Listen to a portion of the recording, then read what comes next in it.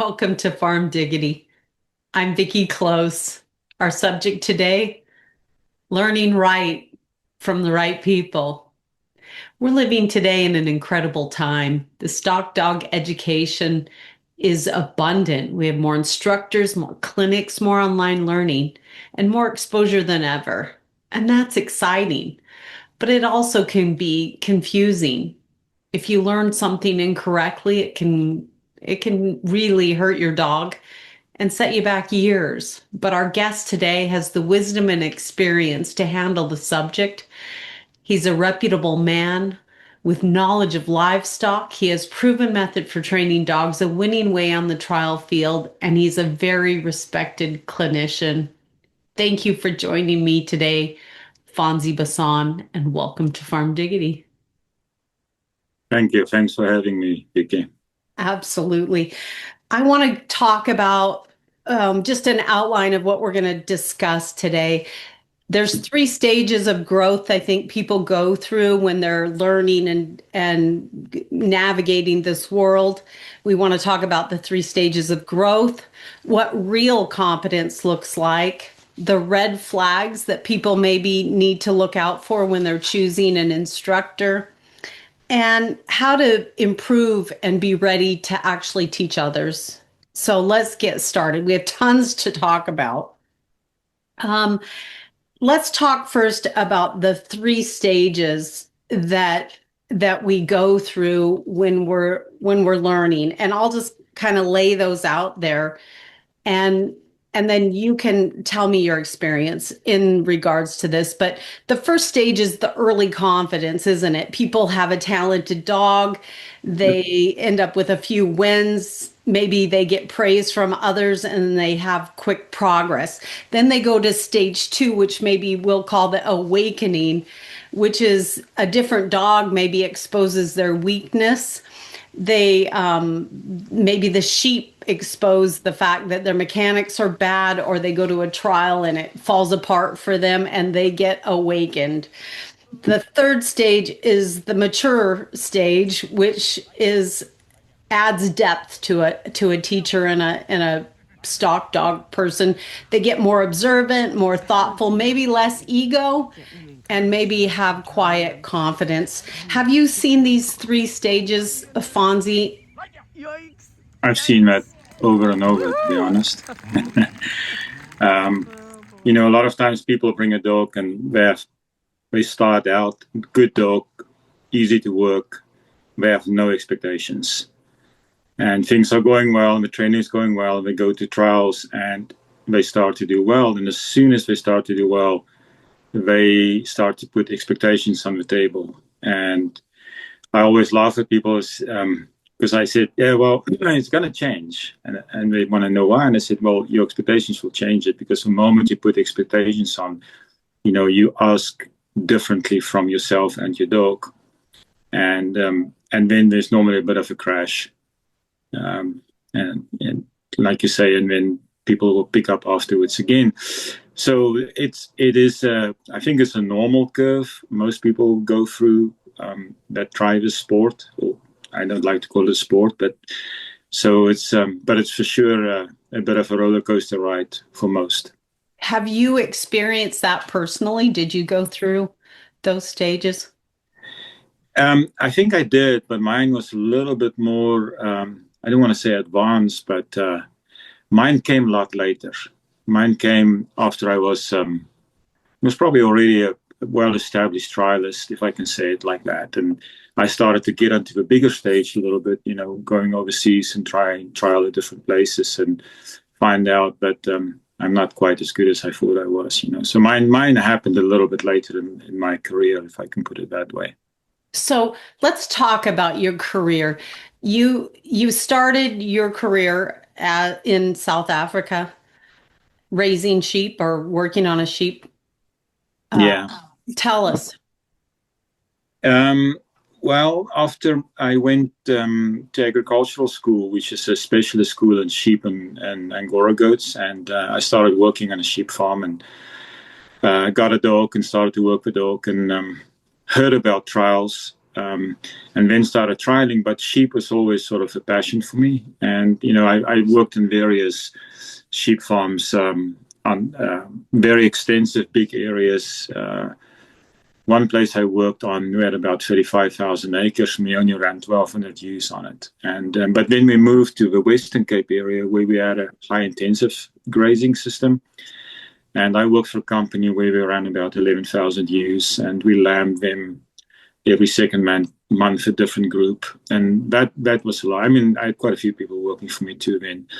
So, sheep was always my passion, and it was always a driving force for my trialing before I moved to the States. So you have extensive livestock knowledge, and you also have trained many dogs. How many dogs do you think you've trained in your year? And you can count the people that go. Yeah, I don't know. Dogs I've started, this is now, I think, 15 years ago. I had sort of an idea. It was about 500 or 600, I think. And then I lost count after that. I didn't keep it up. So it's quite a lot. And not all of those dogs I took to a high level. A lot of them, we just put a start on them. There's one point in time, I was training dogs for a living in South Africa. And I remember I took in 75 dogs in 18 months. And I had 15 dogs in at the time, and 5 will go out every second month, and 5 new ones will come in. That was a bit of an experiment, which I don't want to do again. But it was a big learning curve because I had it all. I had good ones, bad ones, terrible ones. So I've learned a lot through that period, which that's useful for me today. It wasn't then. It didn't feel like it, but today I'm not quite sure where I am number-wise. Like I said, I'm not so interested in counting anymore, but it's a lot. It's a lot. It is a lot. And so just to also establish the fact that you've won numerous trials. You've won one of the hardest trials in the US, Meeker, 2 times. You've won the bluegrass. Those are completely different types of sheep. You have big range ewes at Meeker that are rough, and then a whole nother class of sheep and skill set at the bluegrass, and you've won both of those. Plus, every time there's a podium, you're on it, it seems. So is there any of those experiences, any trials that have stood out to you that were memorable? Well, I think it sounds simple, but sometimes, you run in a small trial. And I remember a trial in West Texas I ran in, and this is quite a long time ago. And I think Derek Fisher was running it, and the wind was blowing like crazy. And it is a really difficult field. And I ran my dog, Jack. He's retired now. And that day, I mean, he ran that course like it was dead quiet, no wind. And nobody else could do anything in that. Could do nothing with sheep, and that dog ran that sheep like it was just like every day. That was a really good one. And to win any big trial like Meeker or Bluegrass, it's great. It's always great to win and done well. But I remember one in West Texas, pretty good. And there's a couple of trials in South Africa, which at the Nationals I won a few times, which was quite memorable for me, especially the first one I won. That was a really good one. I think I won it 7 times, and the first one was quite special to win it. So, it's not like I could point one and say that was the greatest trial I ever had. I hope that's all going to happen. Yeah. So,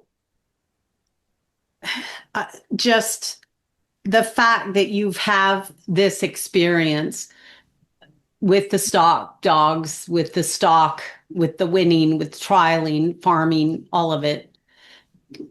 Based on that, tell me, why is this subject about choosing an instructor, why is it important to you? Well, I think the problem, one of the problems today, I think, is there's a bit of a quick fix idea in dogs. It's almost like people are looking for the quicker trainable dogs, and they run through dogs really quick. And looking for an easier method, finding a simpler way to do it. And and it's maybe a little bit of a symptom of society today too. We want to, if Amazon can't deliver the package in 2 days, we're upset about it. So maybe it's a little bit of that too. But I think when it comes to livestock, sheepdogs and sheep and stuff, there's a certain amount of patience that we need to learn to have, and you have to learn to wait for your dogs. I've seen a lot of dogs being wasted because people wasn't willing to just bear it out, just wait, just train the dog and work your problems through. There's a lot of people that I heard that, get the advice that they should sell their dogs. No, sell this one because it's no good for you. When people come for training, I don't think they want to hear they should sell their dog. I think they want to hear what the pollution for the problem is, And so I think in general, I think there's a lot of good training material available, but there's also people that base their training on maybe one dog's successes. And it's sort of a dangerous thing to start advising people if you're in that position, because you do not have enough depth behind you. And this thing about training is so vast and so it can be so different that we have to be real careful how we instruct people. Yes, agreed. So that brings us to competence. And somebody said to me the other day that confidence does not equal competence, which is why we're having this podcast, because that really struck a thought in me that made me just keep growing on it. And it's true. So when you're looking for an instructor, you're looking for somebody competent. What does competence, real competence in this world look like to you?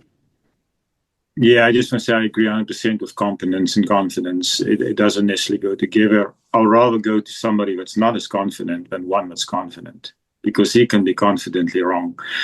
I think when it comes to trainers and competence, personally, I think you need to look for somebody that we all tend to go to the winners, right? We all look at who's running hot, who's winning, who's doing well. That's not to say that's the best trainers. I think you need to find somebody that's understand what we're doing with livestock, and to have the ability to communicate well with other people. It's okay to go and find somebody that's winning all the trials and doing all this, but it might just be a really good dog they're running at that point that make them do that. It's not to say that there's something behind them. And one of the biggest advices I give people when they go to other trainers, which I encourage people to do, I said, you need to go to more than one person. You need to find out what's going on, is to ask why. Ask them why they give you certain advice, because that might just be clear up things. If they can't answer their own advice, then maybe you should not take it. To tell somebody, well, just do it because I tell you, that's not a good answer. There must be a reason why people get advice. So when it comes to competence, I think it's hard to define it, because when you start out and you're new, you don't know nothing. You don't know the people, you don't know where to go.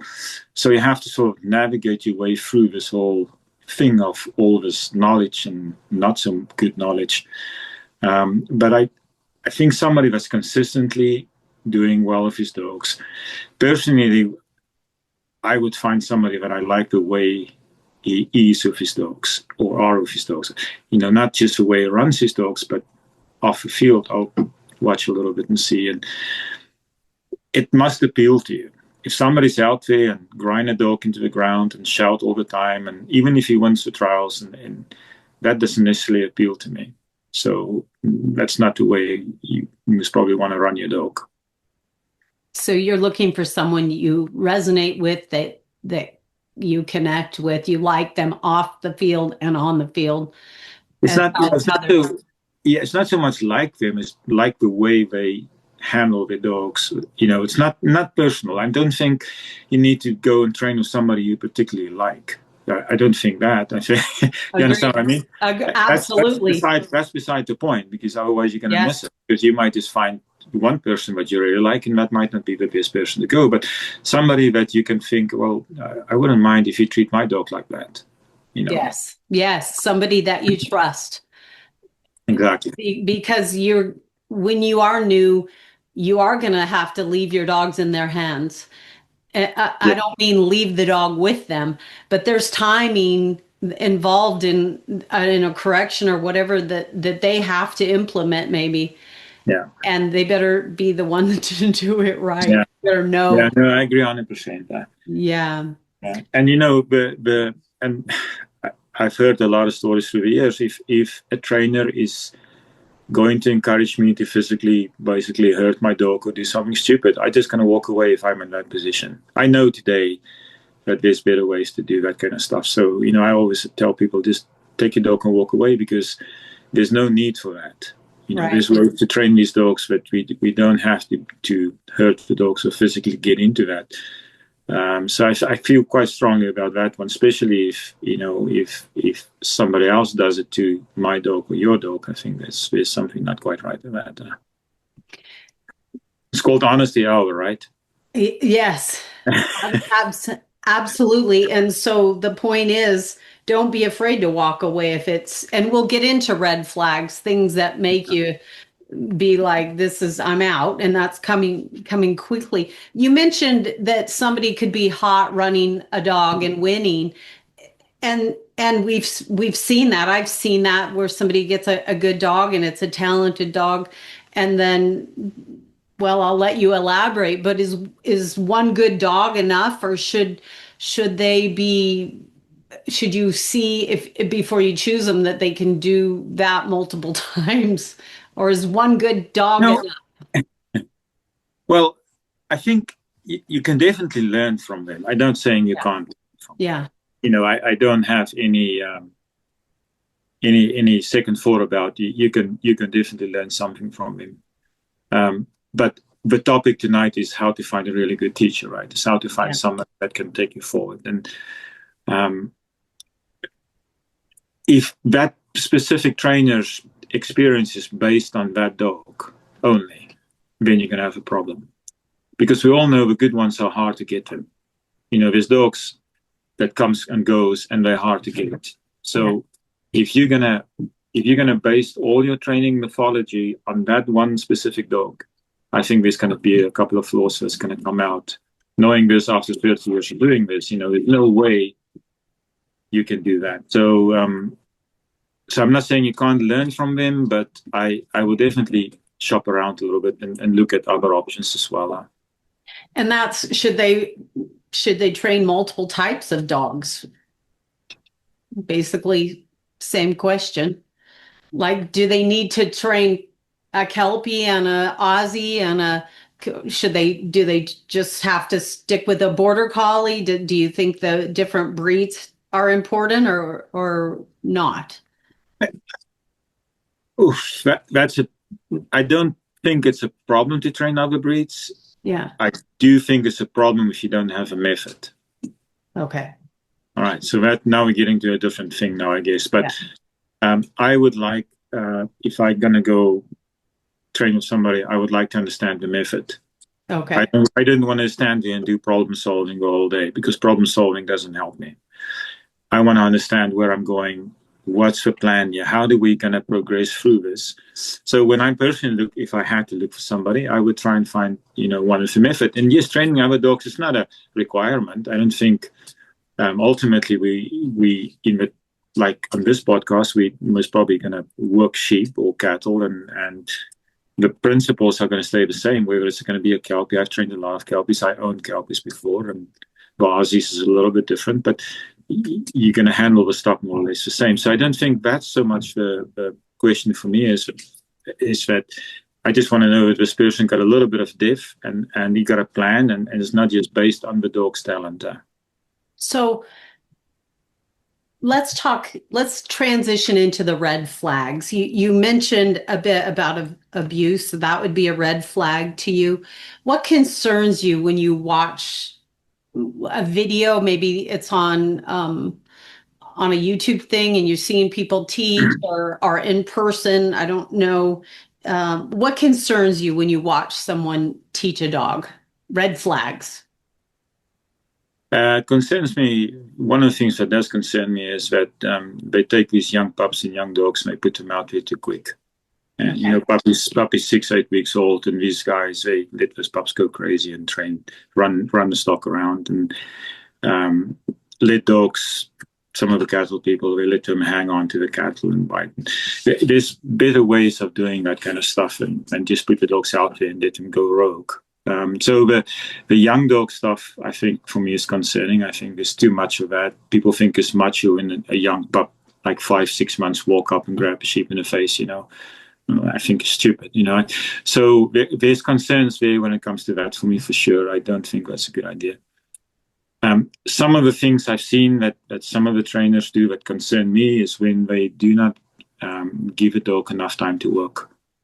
Everything is basically screwed down and controlled. Okay. Dog can't move unless he's been told. That's something that I've seen that quite a bit.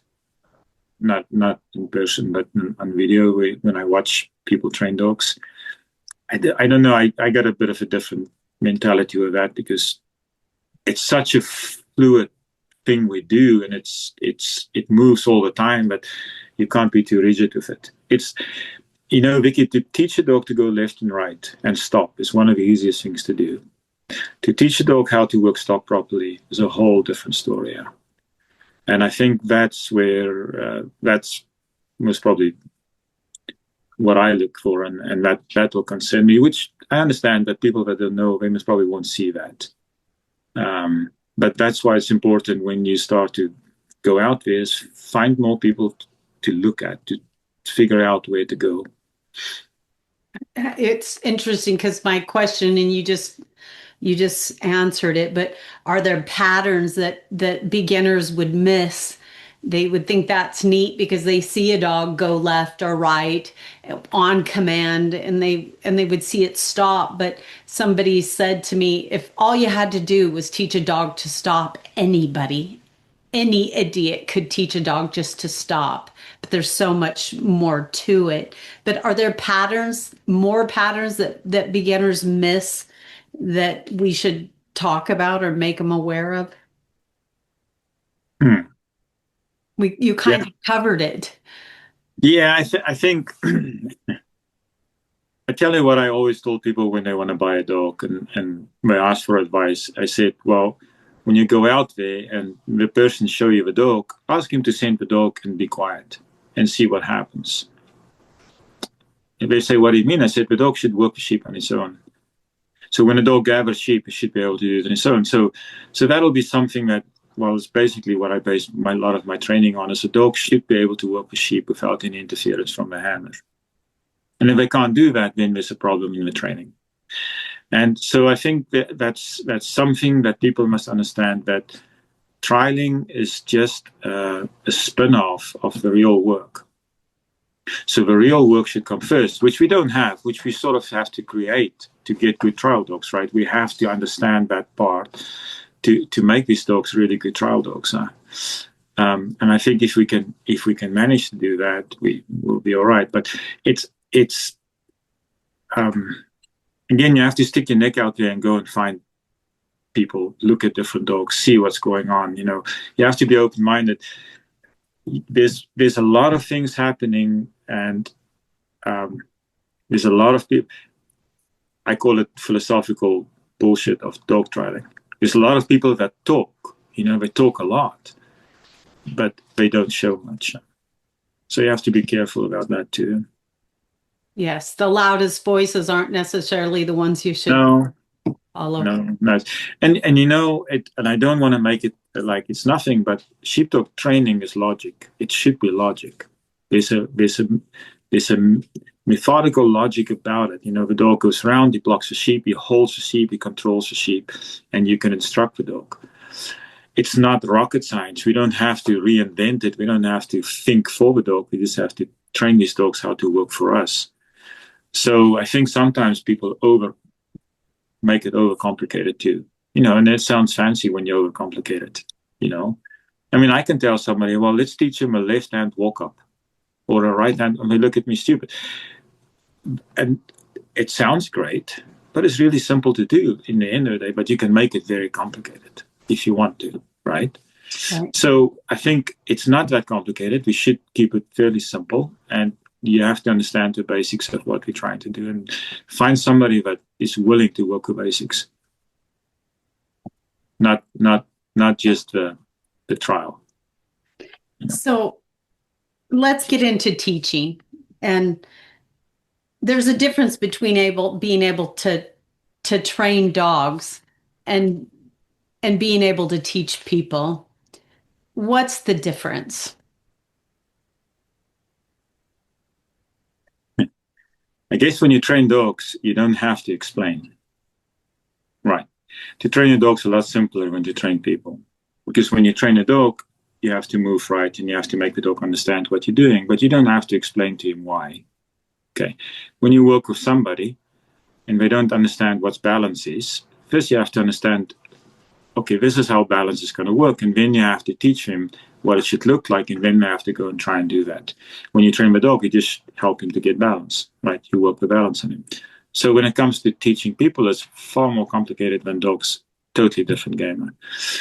And the problem is when you work with people, not everybody understands in the same level or the same way.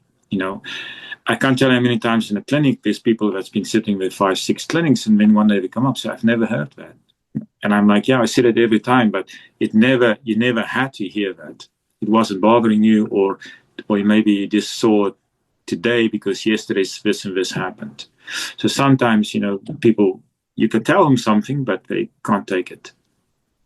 And you have to realize, okay, well, this is maybe not. We'll come back to that later on.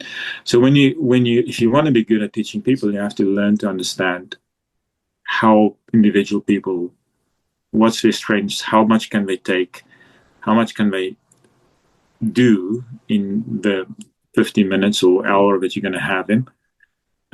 Because you want to also make it good for them. It's not just about teaching them. They must have a good experience as well.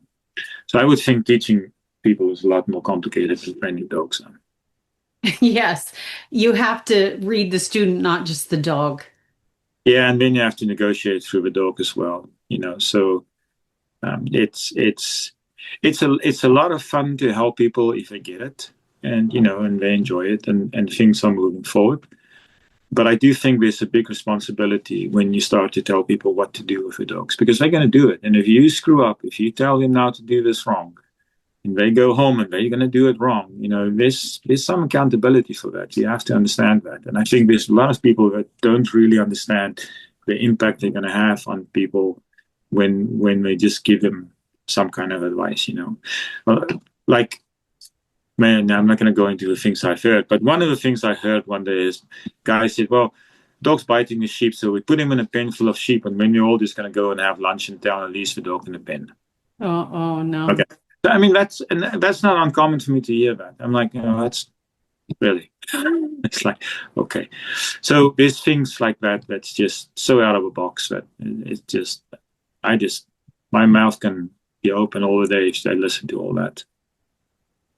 That's scary. And I think that's what resonated with you and I, when I talked to you, you said, I don't think people understand the responsibility that they actually have to take care of people and teach them, and what it will do to the dogs and them in the end. People they're just not scared enough of what can happen and how badly they can misguide people. There is a huge responsibility. There is. And then I would like to think that most people, most probably would like the best for other people when they help them.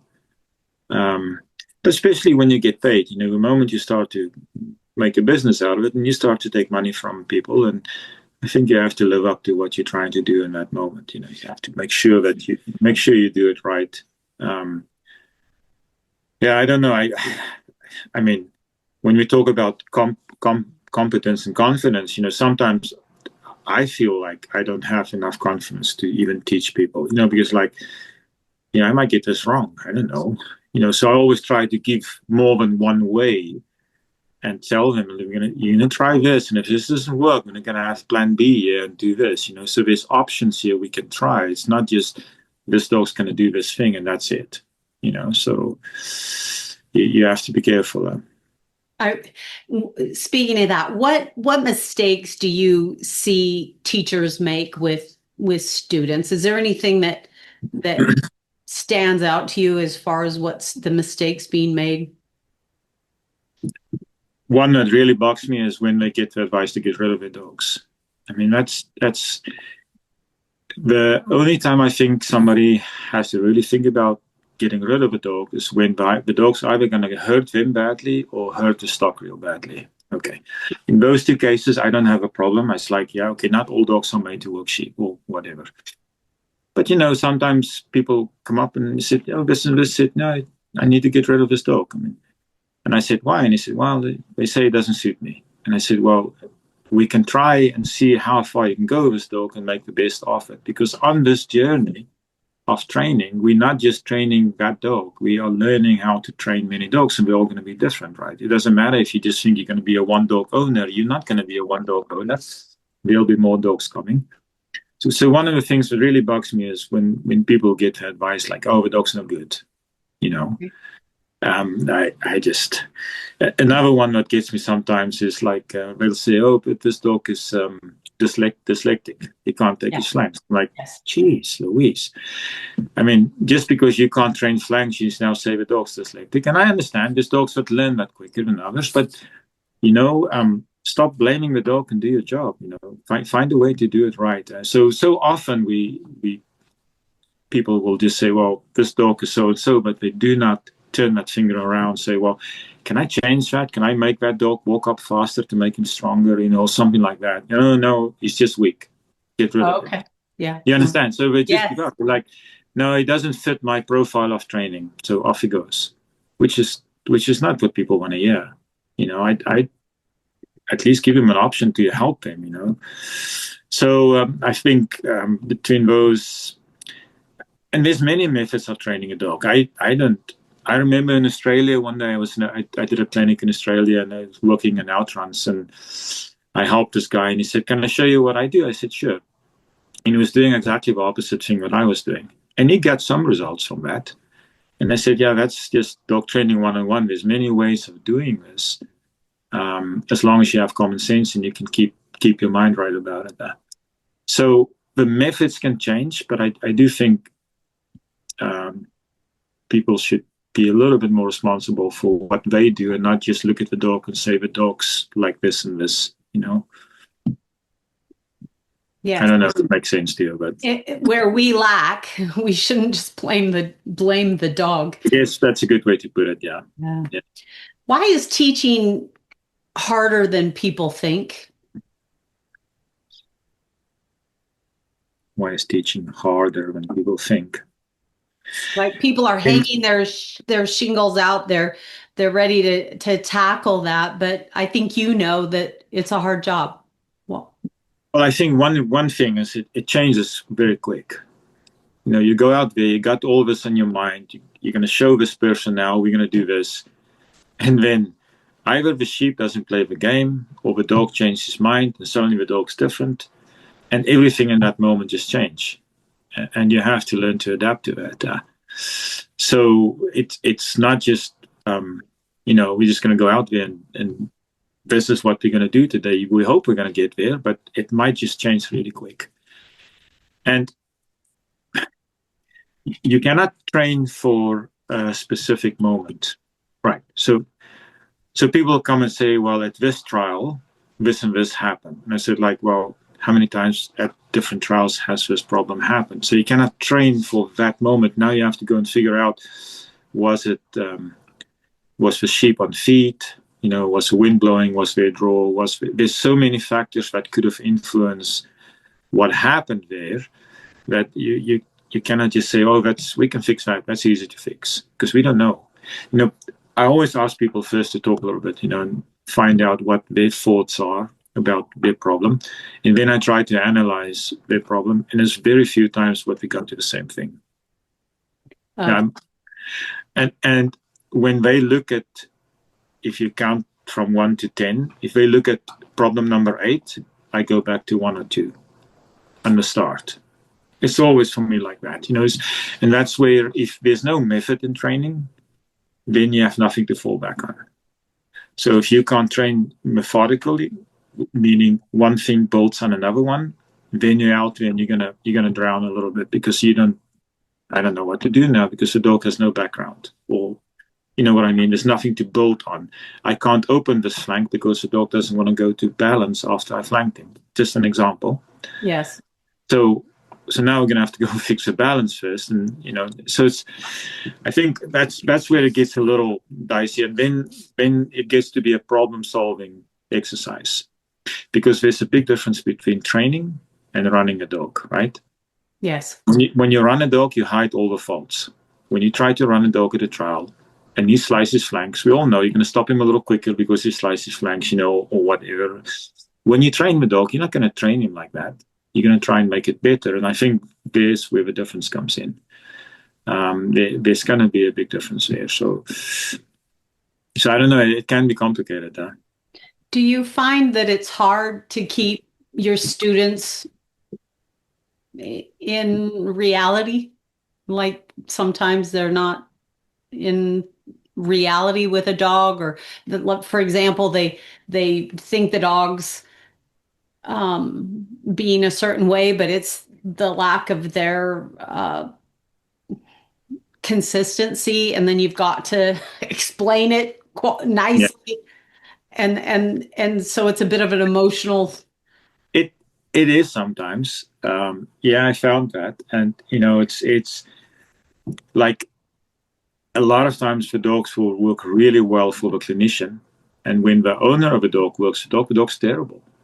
Right. And I can just stand next to a person, the dog will listen, So, and then there's all these kind of relationship issues between the person and the dog, and those gets a little dicey, and people get quite, they can get pretty emotional about that, because it's not nice when your dog listens to somebody else and not to you, right?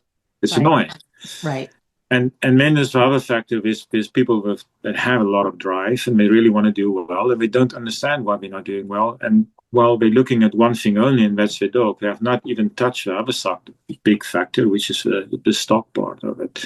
Right. That gets really complicated right there. Like I said, to teach a dog to go left and right, that's one thing, but to figure the other part out, that's not easier. So there's a lot of learning involved. I think it's a tremendous journey to be on. I think this. But it can be extremely frustrating, especially for people that get a bigger drive and they really want to do well, and they've been successful maybe at different sports. That's that roller coaster ride, which you talked in the beginning. Is they're for sure going to have a little bit of that. In my mind, I always think, well, trialing it will make you better, or it's going to make you worse as a human. And I've seen that. I understand. There's not just for beginners, for all people, is tremendous, what's the right word? Disappointments in what we're doing. Yes.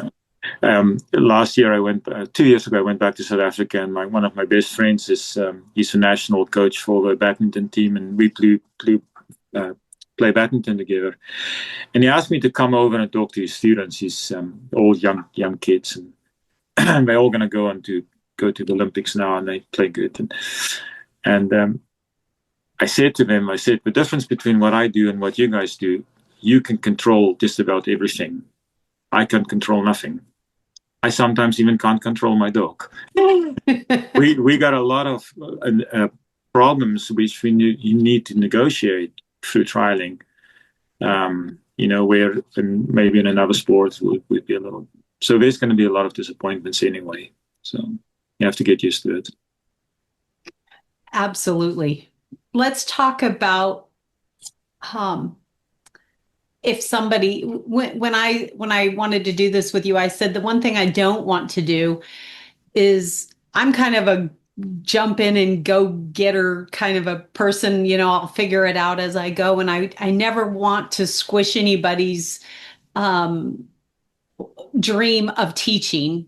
I don't want them to think, well, I haven't won a million trials, I shouldn't teach because I'm not qualified. I still want people to be encouraged to get out there and do that.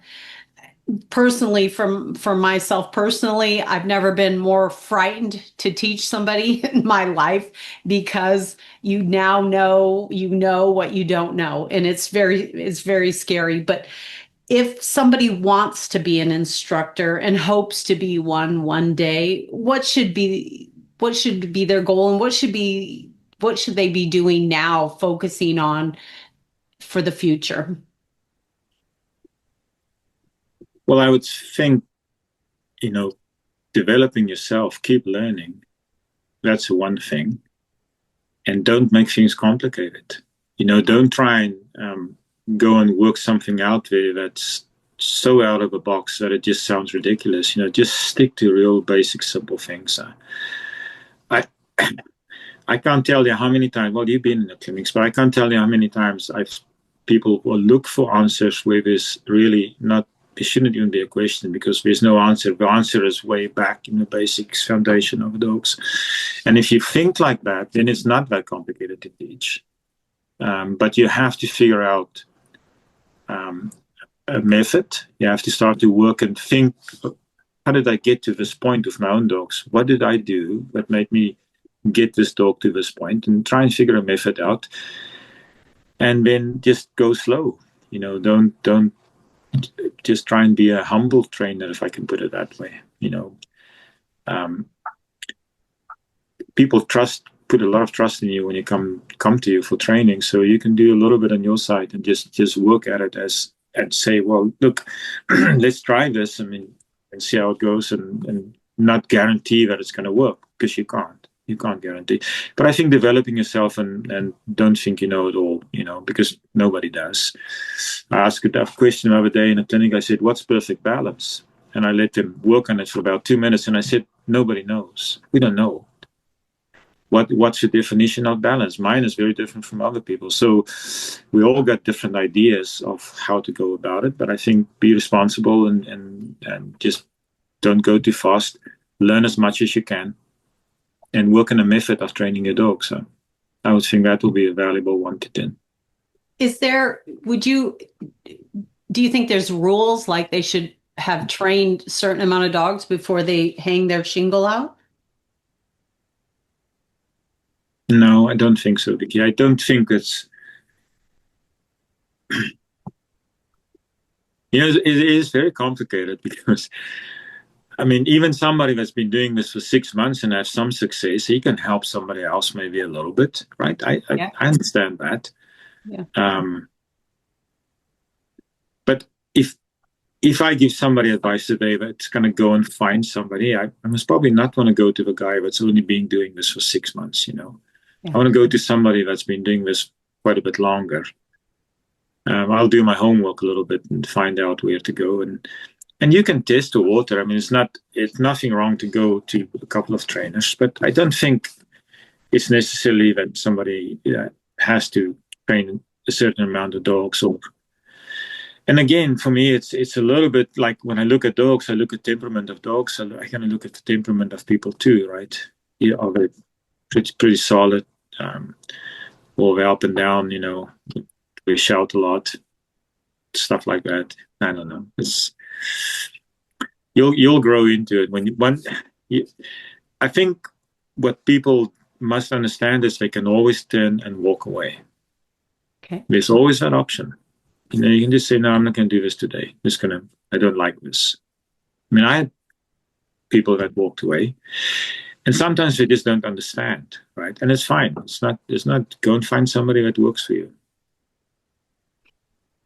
Should a person trial before should they step foot on a trial field before they become a teacher? Should they be successful trialers?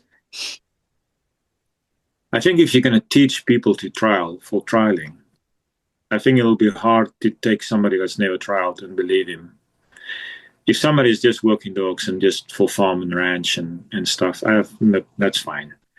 But this trialing you have to learn how to trial, right? You don't just walk out there and whoops everybody's asses like that. It doesn't work that way. So I think if I'm going to go and I want to make this, what I want to do, I want to trial, I would like somebody that does it, so I can see how to do it.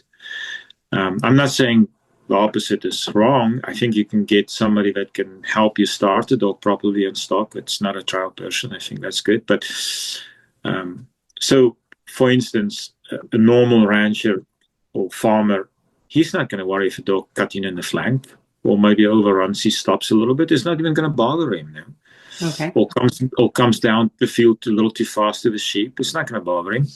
So, and once you lay that kind of foundation right away, then you're already behind. Now you have to kind of retrain that dog, open his flanks, get him to respect the stock.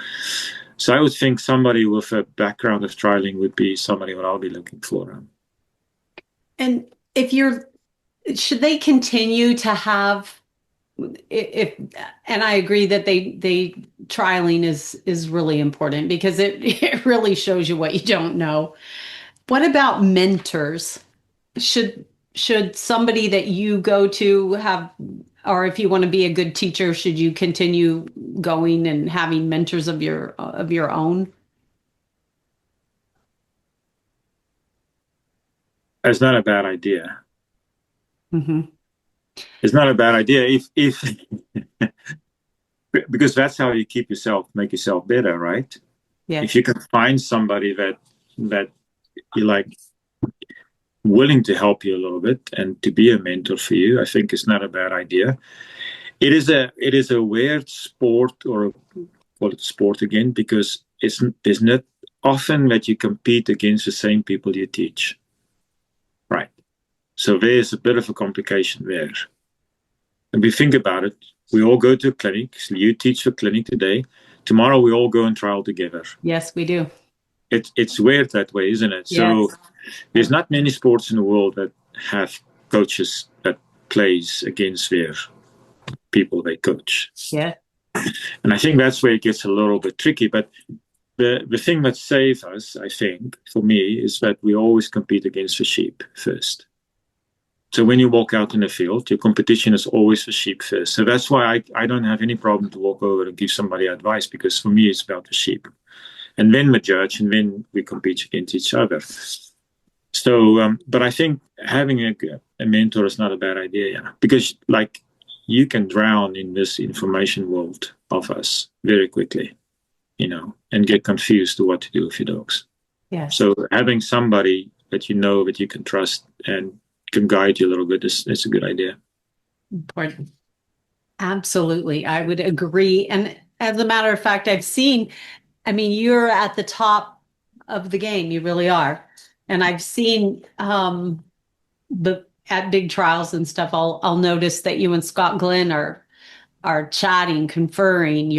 I've seen a bit of camaraderie and like steel sharpens steel, one man sharpens another, and I can see that you two have done a bit of that, or at least I think that you have. Well, mostly we talk about our bad golf, but yeah, we talk about it. That's right. That's okay. Let's talk about the ethical responsibility, and we've touched on it.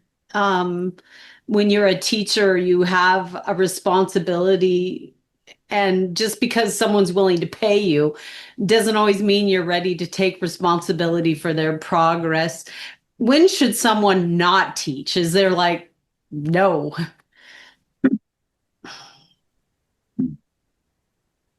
Man. This is Well, when the sheep are sick. So when it comes to responsibility, I just want to touch on the responsibility part. I think, firstly, the responsibility will be to make sure that, because there's going to be three things now. There's the person you work with, the dog on the field, and then the livestock. And I think to make sure that everything runs good and everybody is happy, I think that's important. You don't want the sheep to be too tired. You don't want the sheep to be crazy. You don't want the sheep to be sick. You want to try and keep the dog as sound as possible, and then you want to try and keep the person, in a good spirit and in a learning curve. I think those will be the responsibilities I think I would like to endure, because if any one of those three things are wrong, then it's not going to be a good day. Okay. One should person not teach is, one, and this is a tough one, but if you have no mobility and somebody's going to go out there with a young dog and you take responsibility for that, then maybe you should think twice. If you can't help, if you put a, let's say you have an older person out there and you put him out there in a pen with a dog and sheep, and you can't be in there and helping them, and things might go wrong. The person might get hurt. That's your responsibility. I don't think that's a good idea. I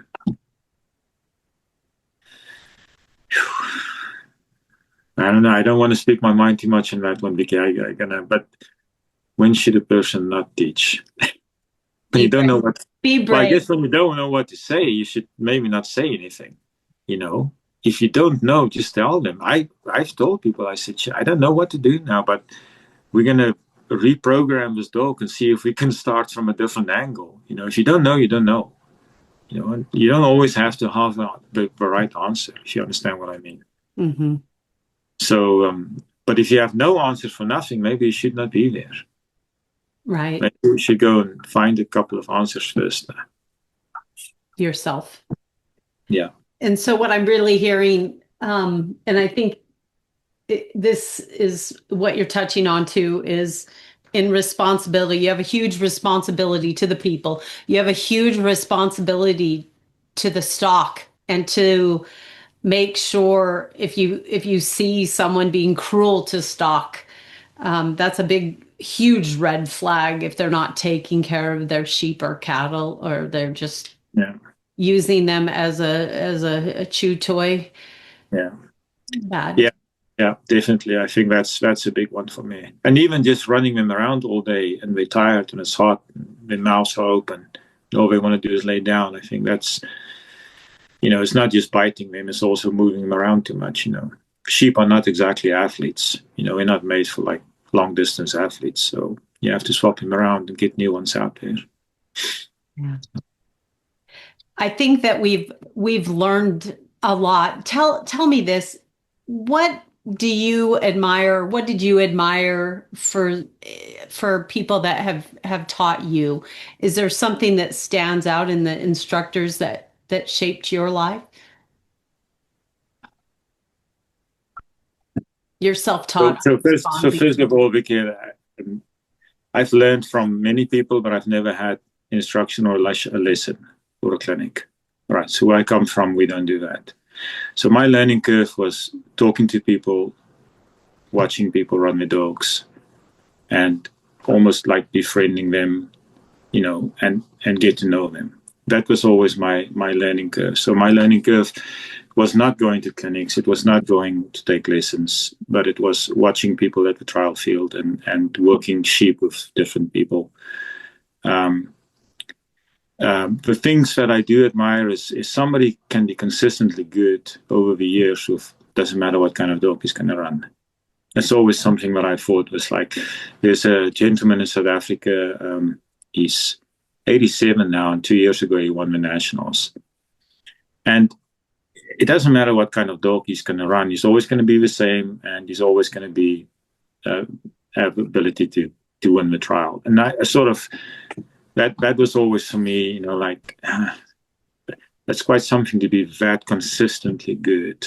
I was always thinking that's really good to be, if you can get to that point where if you can run a dog that doesn't fit you, you know, and be reasonable successful, I think that's always something that I would like to be. You're not going to like all the dogs you run, so you just well get used to it, you know. It just happens that way. You can't always just pick them. So through the years, I think those are things that I've been looking for and admire most. And then and just watching people when they run dogs, the ability to read sheep is something that I always think is, that's the harder things of trialing, isn't it? Yes. To learn how to do that kind of stuff. And I always think that's something that when I watch people run, like, you can see when they know what they know. So my learning curves may be a little bit different from just, you know, learn from. There's many people I've learned from, you know, and still learning from. So consistency, livestock handling, that's important to you. Yeah. Well, before we close, if you've loved liked, kindly hit like on this and follow us. Do us a favor on our channel and follow Farm Diggity. I think we want to mention Purina Pro Plan, your sponsor. Purina is out there getting behind trialers, and so I hope that if you're choosing food for your dogs, that you'll consider Purina. And of course, a shameless ad for Farm Diggity. If you need anything, we're here. We're here for you. We have the things that you need for your dogs. Don't forget our learning channel, and there's a lot of information, and it's good information, so you can grab that on the learning channel. You know, we're living in an incredible time of access. We need to continue to search for wisdom, and we know that confidence isn't just built on likes, isn't the loudest voice isn't going to win, but we need to look and find true wisdom. Fonzie, you've helped us to figure out what kind of teacher we want to be, what kind of teacher we need to look for. And I just thank you very much for joining us today and imparting your wealth of knowledge that you've gained from years. And thank you to come from Farm It's Diggity. a pleasure. Thanks for having me, Vicky. You bet. It's a good life.